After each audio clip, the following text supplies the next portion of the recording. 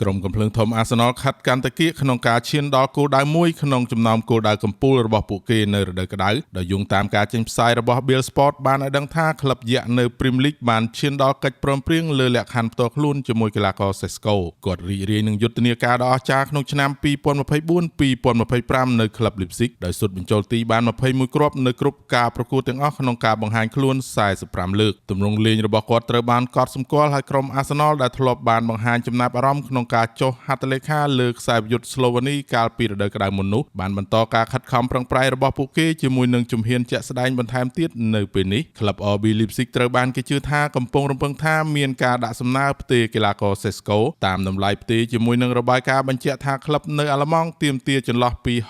68.5 លានផោនទៅ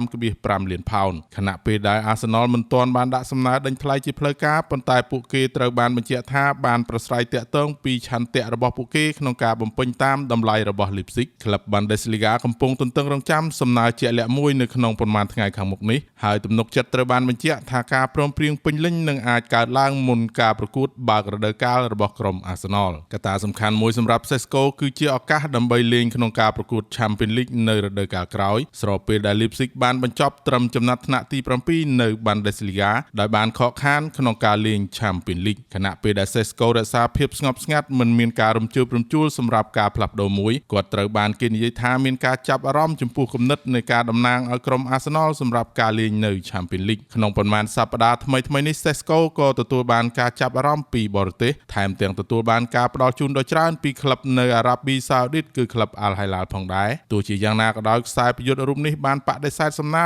ដោយបានពង្រឹងជំនឿថាទស្សនវិស័យរបស់គាត់ត្រូវបានកំណត់យ៉ាងមុតមាំក្នុងការផ្លាស់ប្ដូរទៅកាន់ក្របខ័ណ្ឌ Premier League និងជាពិសេសទៅកាន់ក្រុម Arsenal